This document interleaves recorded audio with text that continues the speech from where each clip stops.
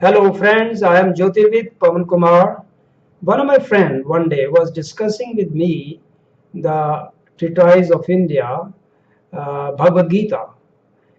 He said that I'm reading Bhagavad Gita since long time and I'm still reading it, but I am unable to relate the verses of Bhagavad Gita with real life situations. Well, I said, if you are unable to relate um, the verses of Bhagavad Gita with your real life, then that means you haven't understood the true meaning of Bhagavad Gita, what Lord Krishna wanted to convey. Because there are various translations, various interpretations of verses, and the interpreters have given their own views. They colored the original meaning. So original meaning is quite deep but straightforward, and it relates to our day-to-day life. So until you are able to relate the verses of Bhagavad Gita with your real life situations, you won't benefit. There's no point in memorizing the shlokas or reading the shlokas if you are unable to relate to your day-to-day life. I said, well, you must try to understand it. Now, at that point, I think he tried to test me. So he picked up Bhagavad Gita and at random he opened some page and started reading a shloka. He said, okay, well, if you can um, tell me how you can relate this shloka with real life, then I will believe.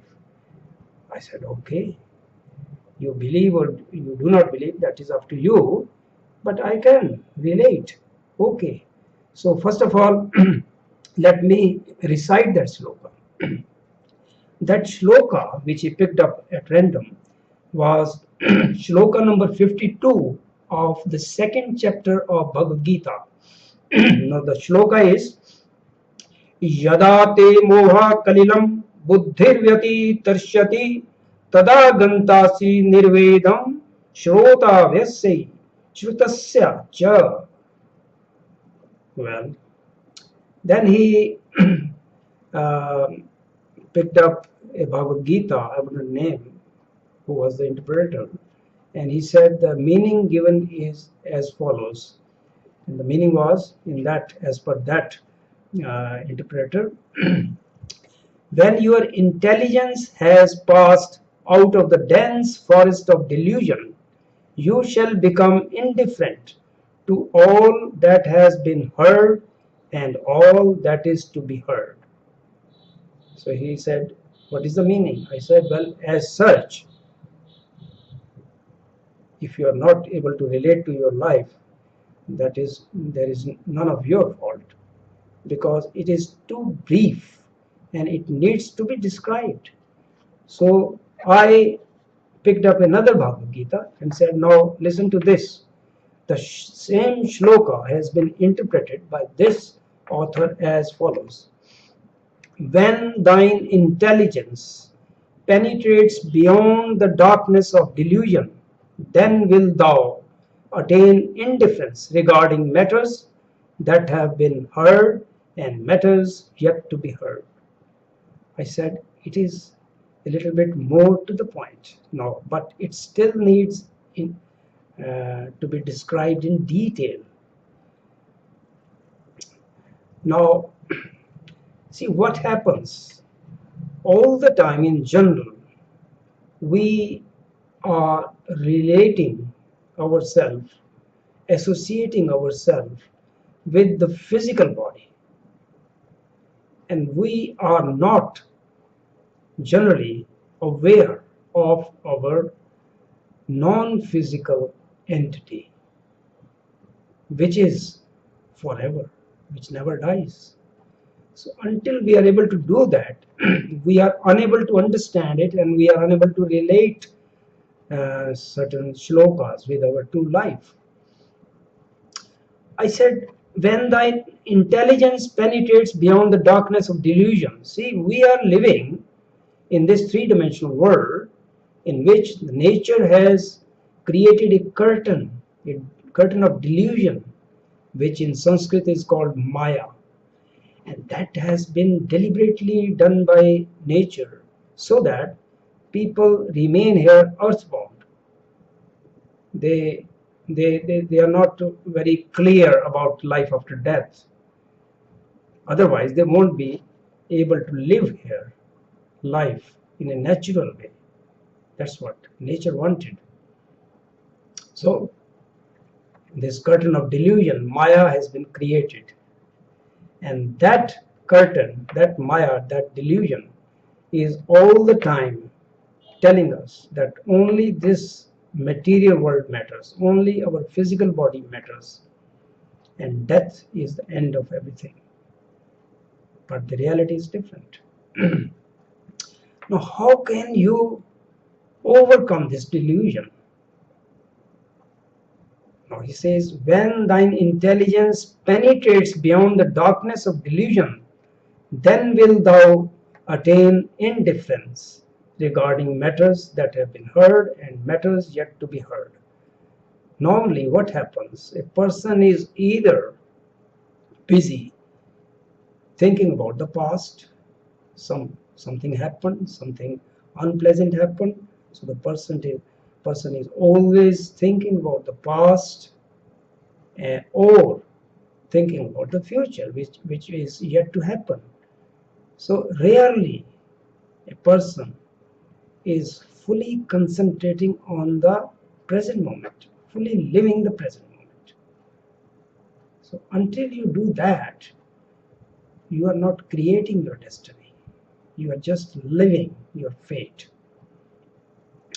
Now, that can be done only when you focus your attention to the entity which is there forever.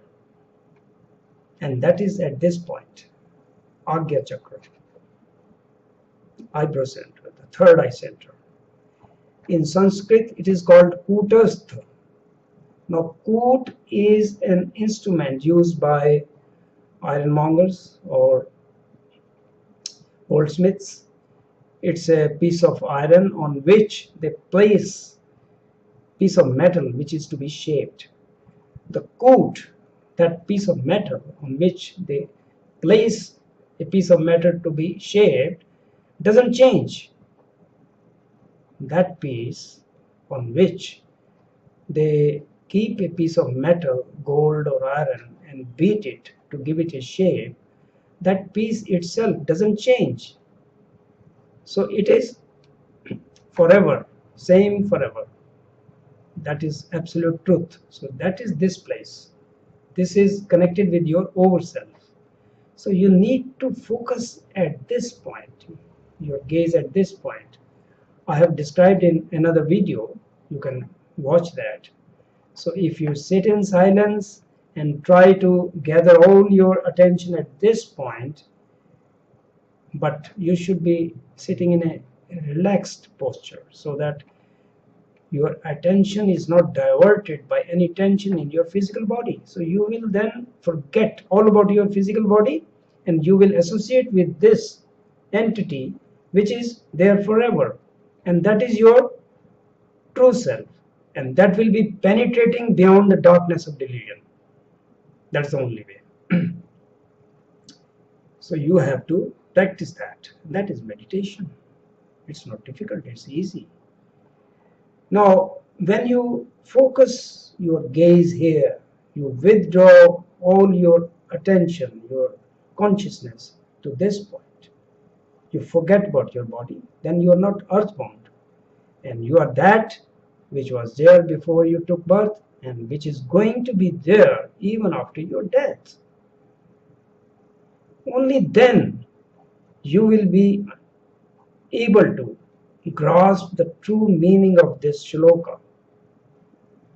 So this shloka, through this shloka, Lord Krishna is advising you to sit in meditation, gather your attention here so that you penetrate the darkness of delusion and you see life in reality, in true reality, what is going to be there forever. Then, if you can do that, then you will not be engrossed in your previous experiences in your past life. You won't be bothered about that. So indifference regarding matters that have been heard, this simply means your past, and matters yet to be heard, your future. So it is so simple as that, but it needed description. Until that, you won't be able to relate this shloka with true life, your real life. So this shloka is very, very important for those who are truth seekers, who want to develop spiritually. See, there are two categories of people. One category is people go to temples or holy places just in order to get blessings so that they can fulfill their dreams, they can live happily materially, and they are not bothered about uh, self-realization and all that. Okay, they don't want to know what is God, what is life after death. They are only concerned with material life. So we are not talking about those people. Bhagavad Gita is for those who want to evolve beyond the material world. But if you are moving on that path, your life in this world also becomes prosperous, happier, and contented. That is bound to be there. Now, see, let me explain it a little bit in a different, with a different viewpoint. See, we are like a ship. Our body, our self is like a ship which is moving through turbulent seas of this world, this life. For some people, the sea is too rough. For some, it is rough sometime and not all the time. So if a ship is passing through a storm in the sea, then all the passengers and the captain of the ship is looking forward to reaching the harbor, because harbor is the only place which is peaceful, which is calm, which is tranquil. The sea is not as horrific as it is in the middle. So they all are looking forward to reaching the harbor. Now, in our body, the harbor is here. This is also Triveni. The trine exists here, not at Allahabad. Well, if you believe that, there's nothing wrong. You can go there, have a dip in the holy waters. But the true dip is in the holy waters of this Kutastha, which is meeting point of Ganga, Jamuna, and Saraswati, the three rivers, which are in true fact, as per pranic energy, are Ida, Pingla, and Sushumna in the center of the spinal column, through which prana will ultimately move and give you liberation. So this is the meeting point of these three. The true place, Ghat. This is also called Ghat. See, Ghat is a place on a river bank where people take holy dip. So this is the real Ghat. Ghat Ghat Viraje Rama. So Rama is your true self, which is sitting here. So this is the true holy place, meeting of the Trinity. So in meditation, sit in meditation, concentrate your attention here, and then you will forget about your past, your future, and you will live in the present, and that will be a turning point in your life. You will move ahead, spear ahead on the spiritual path. Believe me, it works. Have a try. It's worth doing it. I hope you like this video. If you like this video, you benefit, then just give me your feedback, and I'm ready to answer all questions which my limited intelligence can do. Thank you for watching. Have a good time.